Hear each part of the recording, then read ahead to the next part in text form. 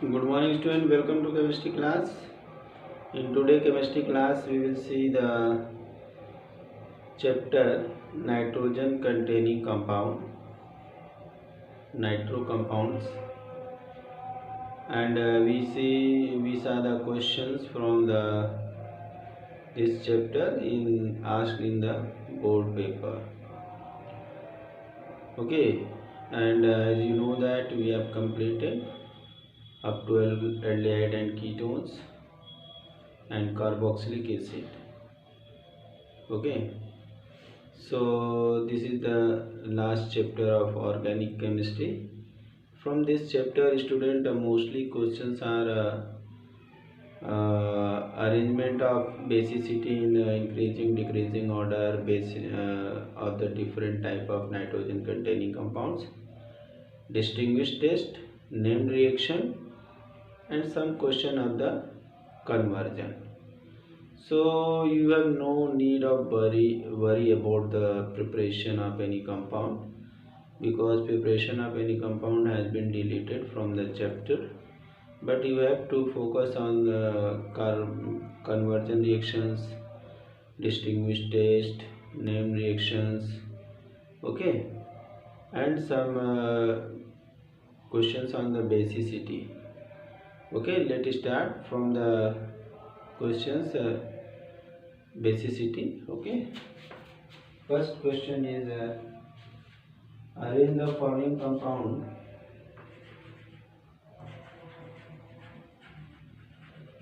arrange the following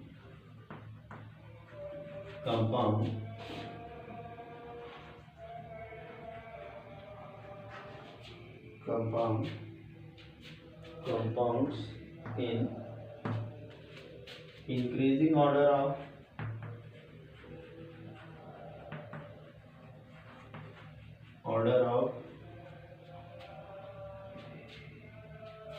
their solubility of their solubility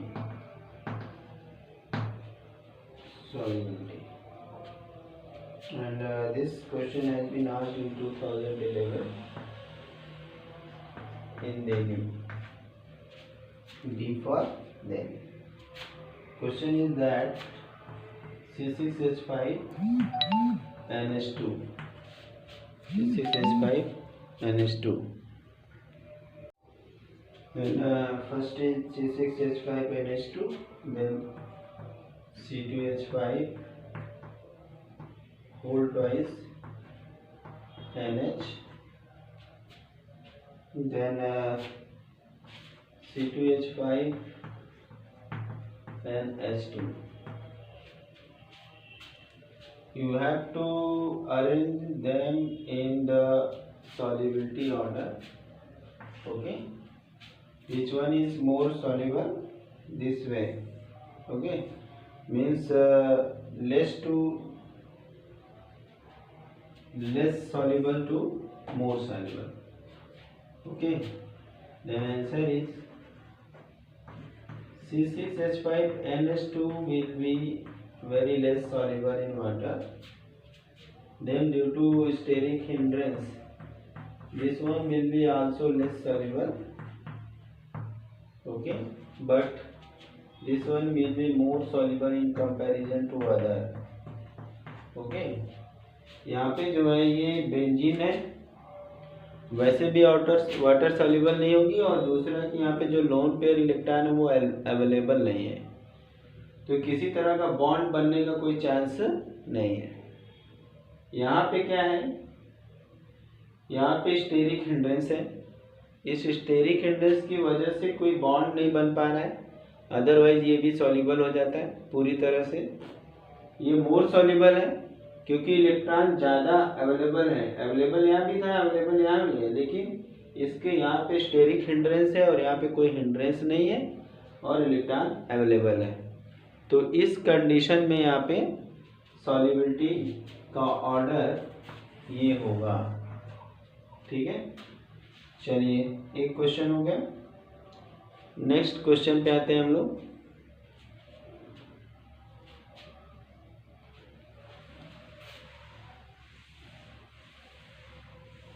अगला question, rearrange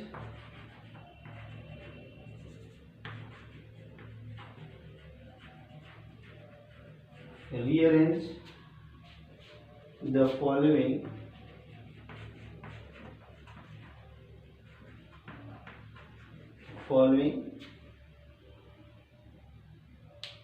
in an increasing order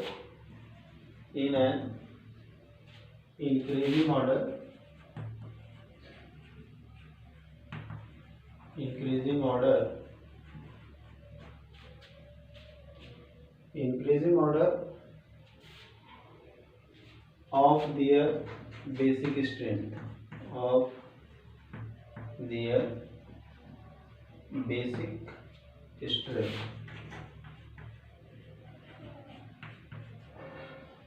okay, then the compound is C6H5NH2,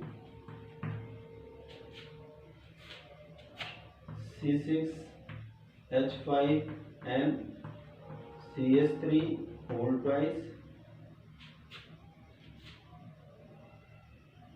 then C6H5 whole twice NH, and then next one is and CS3NH2। ठीक है, इनको हमें increasing order में लगाना है कि कौन सा जो है इसमें मोर बेसिक होगा, पहले सबसे कम, फिर उससे ज़्यादा, उससे ज़्यादा, उससे ज़्यादा, इस ऑर्डर में हमें इंक्रीजिंग ऑर्डर में अरेंज करना है। ठीक है, चलिए अरेंज कर लेते हैं। अब इस चीज़ को हमको जानने के लिए क्या करना पड़ेगा, सपोज कि ये NH2 ग्रुप है, इसके पास एक लोन पेयर इलेक्ट्रॉन है। अब ये लोन पेयर इलेक्ट्रॉन के साथ इसके साथ electron withdrawing group electron withdrawing group लगा हुआ है, तो ये इलेक्ट्रॉन अपनी ओर खींचेगा और ये लेस अवेलेबल लोन पेयर होगा, लेस अवेलेबल लोन पेयर, तो क्या हो जाएगा, लेस बेसिक हो जाएगा। लेकिन इसी NH2 के साथ अगर कोई ऐसा ग्रुप लगा हुआ है, इलेक्ट्रॉन रिलीजिंग ग्रुप लगा हुआ है, तो ये इलेक्ट्रॉन इधर की तरफ बढ़ता जाएगा और ये वाले इलेक्ट्रॉन और इजी अवेलेबल हो जाएगा। ये क्वेश्चन 2011 का है, 2011 ऑल इंडिया में ये पूछा हुआ है, AI। ठीक है, अब इस कॉन्सेप्ट को ध्यान में रख करके हमें लगाना है। ठीक है, चलिए लगाते हैं। सबसे पहले देखिए, यहाँ पे एक C6H2 ग्रुप लगा, 5 ग्रुप लगा हुआ, एक है, यहाँ पे 2 लगा है। तो पहले तो इसमें इलेक्ट्रॉन अवेलेबल कम है, इसमें और भी कम है, तो सबसे कम जो होगा, सबसे कम वो हो जाएगा हमारा C6H5 होल ट्वाइस NH, ये लेस बेसिक होगा, सबसे कम बेसिक होगा। उसके बाद इस नंबर पे आएगा C6H5NH2। ठीक है, इसके बाद क्या आएगा, इसके बाद हमारा ये आ जाएगा, क्योंकि यहाँ पे C6H5 के साथ साथ 2 इलेक्ट्रॉन रिलीजिंग ग्रुप भी लगे हुए हैं होल ट्वाइस, और लास्ट में हमारा आ जाएगा सबसे ज़्यादा बेसिक CS3NH2। ठीक है, तो ये हमारा हो गया इंक्रीजिंग ऑर्डर। ये क्या हो गया, इंक्रीजिंग ऑर्डर। तो अब इसको जो है कि नोट कर लीजिए। कॉन्सेप्ट ध्यान में रहना चाहिए कि किस बेस पे हम कहीं एसिडिटी और कहीं बेसिसिटी डिसाइड करते हैं। अगर वो चीज़ें पता है तो कोई भी रटने की ज़रूरत नहीं है, बस केवल और केवल समझने की ज़रूरत है। हो गया ये? चलिए अच्छा, नेक्स्ट आते हैं हम लोग।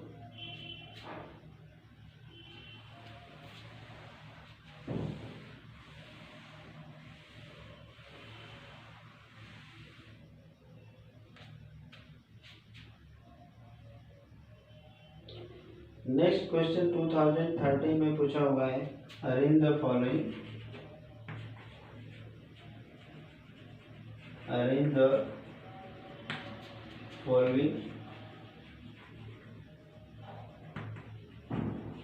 following in increasing order,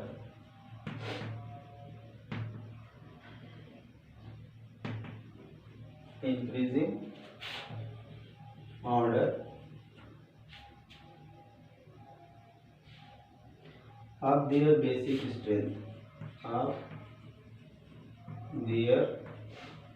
basic strength,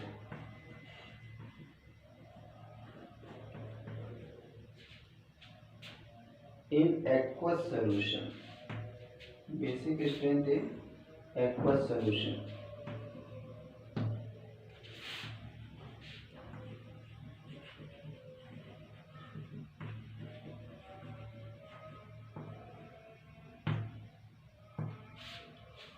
Okay, and compound is CH3NH2.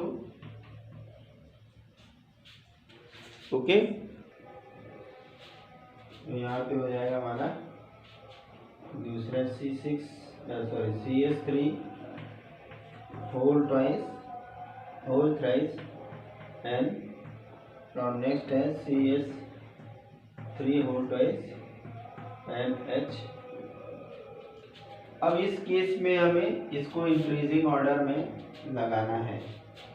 इसको इंक्रीजिंग ऑर्डर में लगाने के लिए अब यहाँ जो दिया हुआ कि सब रिलीजिंग ग्रुप लगे हैं, अब सब में इलेक्ट्रॉन अवेलेबल है, तो अगर हम ऐसे नॉर्मली बिना पानी के, बिना एक्वस सोल्यूशन के देखें तो जिसके पास जितना एल्कली ग्रुप रहेगा उतना ज़्यादा बेसिक रहेगा। अगर बिना एक्वस की कंडीशन की बात करते हैं तो उस कंडीशन में जिसके पास जितना एल्कली ग्रुप होगा वो उतना ज़्यादा बेसिक होगा। लेकिन एक्वस की बात कर रहे हैं तो अब हमें स्टेरिक हिंड्रेंस देखना पड़ेगा। इलेक्ट्रॉन अवेलेबल हो भले ही कितना भी, लेकिन अगर स्टेरिक हिंड्रेंस है तो उस कंडीशन में बेसिसिटी कम होगी। अब यहाँ पे हमारा फंडा क्या हो गया कि in aqueous solution more steric hindrance less will be basicity. Aqueous solution में क्या होगा, more is steric hindrance less will be basicity. Okay, तो यहाँ से अब देखा जाए तो सबसे ज़्यादा स्टेरिक हिंड्रेंस यहाँ पे है, तो ये हमारा आंसर हो जाएगा यहाँ पे CH3 whole thrice and less than CH3 whole twice NH। Next CH3 NH2। एक तो इसकी सॉल्युबिलिटी इसलिए भी नहीं क्योंकि इसके पास हाइड्रोजन नहीं है, इसकी सॉल्युबिलिटी कम है क्योंकि इसके पास एक ही हाइड्रोजन है तो एक हाइड्रोजन बॉन्ड बनाएगा। इसकी सॉल्युबिलिटी ज़्यादा है क्योंकि यहाँ पे 2 हाइड्रोजन है तो 2 हाइड्रोजन बॉन्ड बनेंगे और इसकी सॉल्युबिलिटी ज़्यादा हो जाएगी। ठीक है, चलिए नोट कर लीजिए। इसके बाद हम लोग जो है नेक्स्ट क्वेश्चन पे आएंगे। ओके, तो अब यहाँ पे नेक्स्ट हमारा क्वेश्चन है लास्ट। अब अरेंजमेंट का क्वेश्चन एक देखेंगे, बहुत अच्छा क्वेश्चन है। ये जो हमने क्वेश्चन किया है ये 15 का क्वेश्चन है, 13 में ये क्वेश्चन पूछा हुआ है। तो अगला हमारा क्वेश्चन है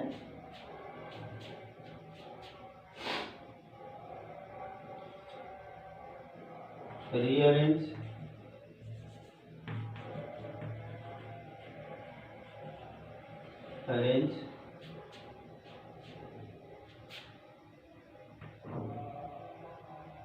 in an increasing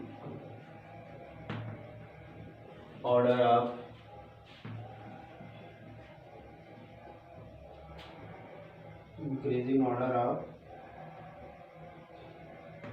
pKb value. Compound क्या है?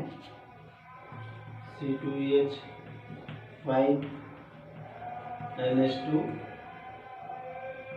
C6H5 NHCS3 C2H5 whole twice NH and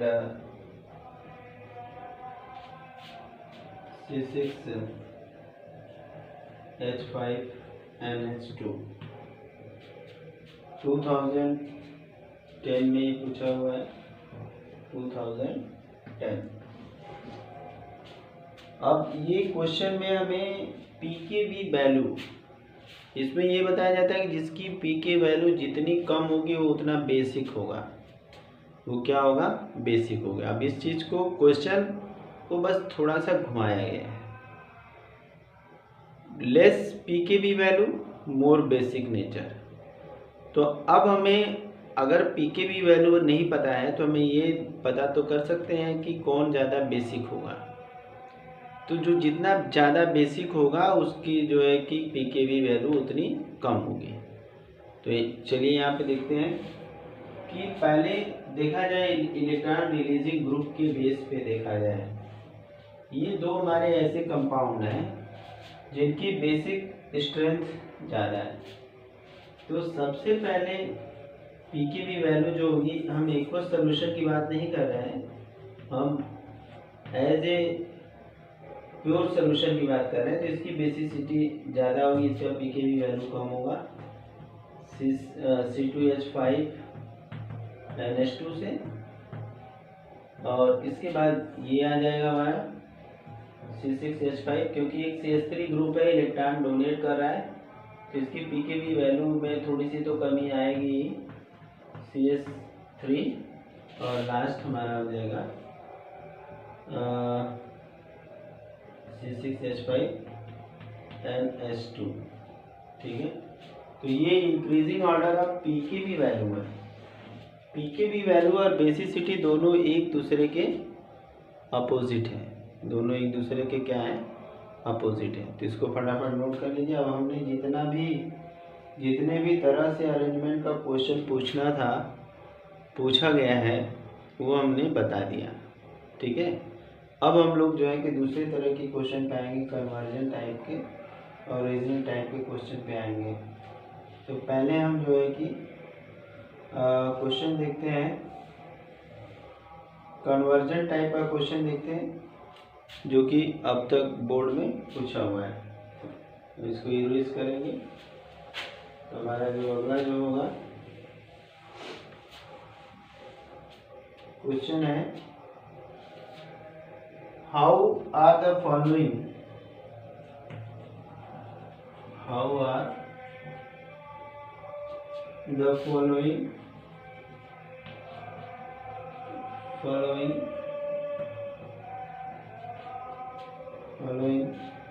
conversions are carried out?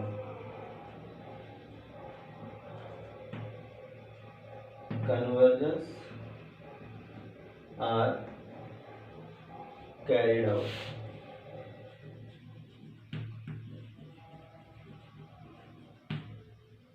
कैसे कन्वर्जेंस होंगे? ठीक है, पहला हमारा है एनिलीन टू फ्लोरोबेंजीन।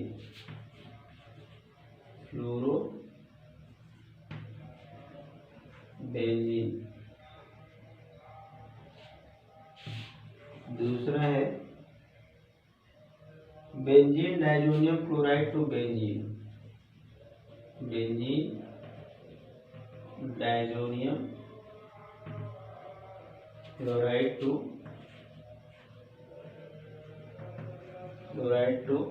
बेंजीन।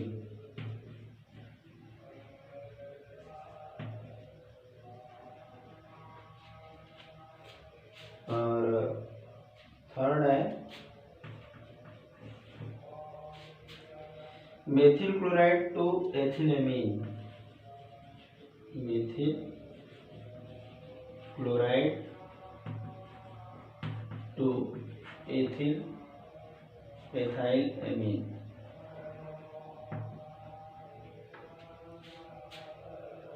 ये 3 कन्वर्जन है और इसका ईयर है 2013। फॉरेन में ये क्वेश्चन आए। अब एक एक करके हम यहाँ पे देखेंगे, ठीक है। तो अब एक एक करके अब देखते हैं यहाँ पे। सबसे पहले aniline to fluorobenzene. Aniline to fluorobenzene. पहले हम इस एनिलीन को डाई एजोटाइजेशन NaNO2 और प्लस HCl के प्रेजेंस में इसका हम डाई एजोटाइजेशन कर देंगे। टेम्परेचर होना चाहिए 0 से 5 डिग्री सेंटीग्रेड। अब ये हमारा हो जाएगा डाइजोनियम साल्ट। ये हो जाएगा N2Cl। ये हो गया हमारा डाइजोनियम साल्ट। अब इस डाइजोनियम साल्ट को हम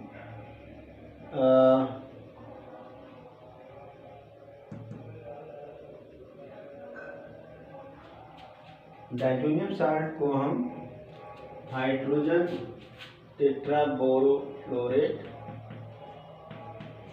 ठीक है, इससे रिएक्शन कराएंगे तो यहाँ से हमारा फ्लोरीन आके लग जाएगा, ठीक है।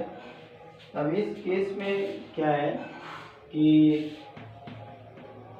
VF3 plus HCl plus N2, ठीक है। अब इस केस में ये फ्लोरोबेंजीन बहुत आसानी से बन जाता है, लेकिन अगर हम इसको ऐसे ओपनली बनाना चाहे बिना डाइजोनियम साल्ट के तो बहुत मुश्किल है, बनना पॉसिबल नहीं, इम्पॉसिबल है। अब इसके बाद हम नेक्स्ट पे आते हैं। नेक्स्ट हमारा है बेंजीन डाइजोनियम क्लोराइड से बनाना है हमें। ये तुम्हारा फर्स्ट हो गया। Second benzene diazonium chloride N2Cl minus plus. इसके लिए हमें फास्फोरस एसिड की जरूरत पड़ेगी H3PO2 की, ठीक है। एक्वस सोल्यूशन यहाँ पे H2O ले लेंगे तो ये पूरा हिस्सा यहाँ से गायब हो जाएगा। क्या बन जाएगा? बेंजीन बन जाएगा, ओके। और इसके साथ हमारा N2 गैस निकलना ही है, प्लस H3PO3 बन जाएगा, ठीक है। तो ये हमारा हो गया बेंजीन। अब इसके बाद तीसरा हम आते हैं, थर्ड हमारा क्या है? Methyl chloride CH3Cl। इसको पहले NaCl से रिएक्शन कराएंगे तो यहाँ से हमारा बन जाएगा CH3Cl और फिर इसका रिडक्शन कर देंगे लिथियम एल्यूमिनियम हाइड्राइड से, तो ये हमारा हो जाएगा CH3CH2NH2 बन गया एथिलेमीन, ठीक है। इस तरह से हमने एथिलेमीन भी बना लिया। और भी कन्वर्जन देखते हैं एक एक करके।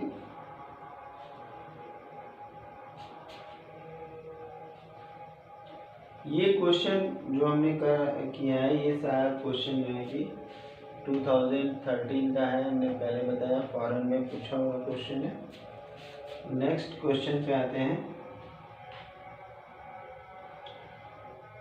2013 का दिल्ली में पूछा हुआ है। इरेज करते हैं इसको।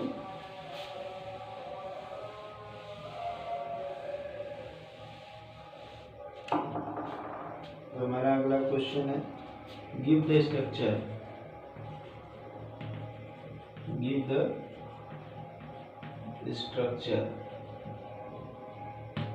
Give the structure of product A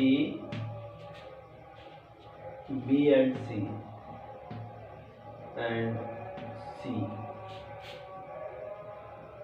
A, B and C in the following reaction, in the following reaction.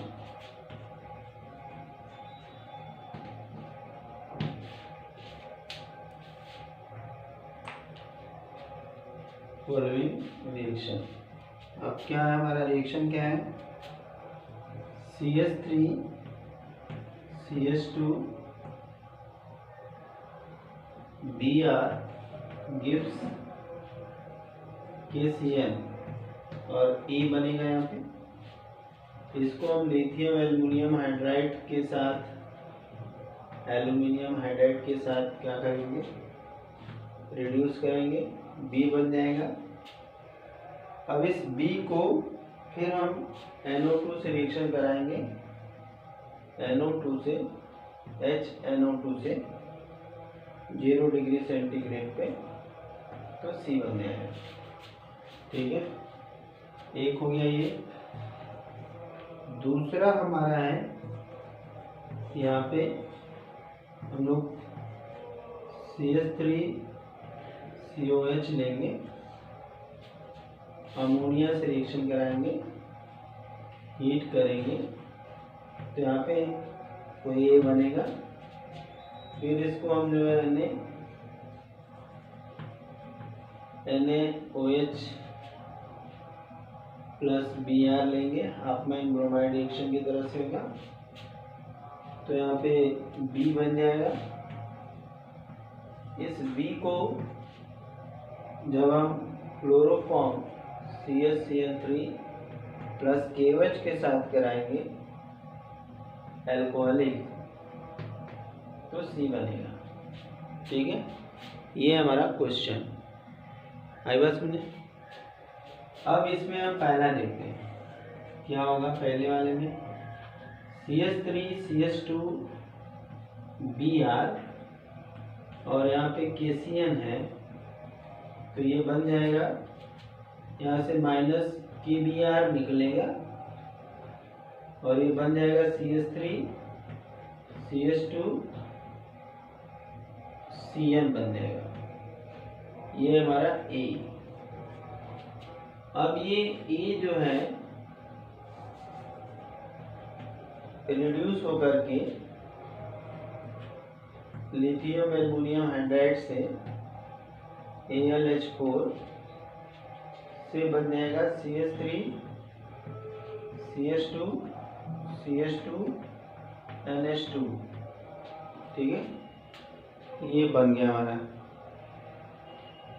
अब इसके बाद जब हम HNO2 से रिएक्शन कराएंगे, तो यहाँ पे क्या बनेगा, C वाला जो है हमारा, ये अल्कोहल में कन्वर्ट हो जाएगा। HNO2 से जब रिएक्शन कराएंगे 0 डिग्री सेंटीग्रेड पे, तो ये बन जाएगा CH3 CH2 CH2 OH। Okay, तो ये हो गया हमारा पहला वाला। आई बात समझे। फिर उसके बाद इसको नोट कर लीजिए फटाफट। अब हम दूसरा करेंगे ऊपर के साइड में।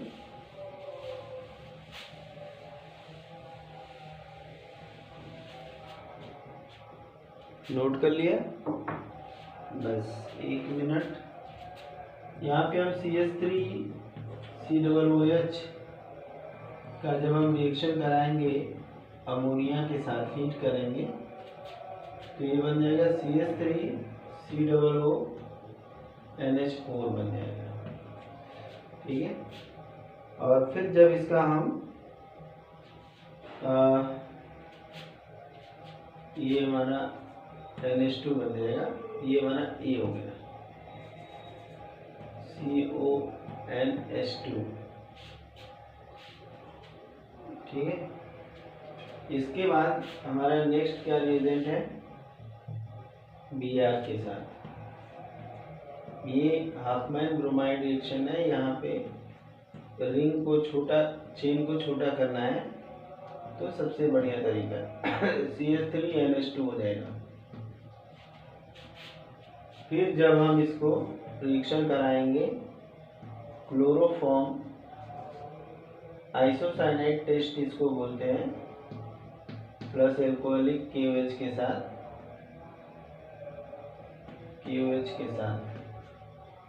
तो ये हमारा आइसोसाइनाइड में बदल जाएगा। किस में बदल जाएगा, आइसोसाइनाइड में, CH3NC, ये मेथिल आइसोसाइनाइड, मिथाइल आइसोसाइनाइड।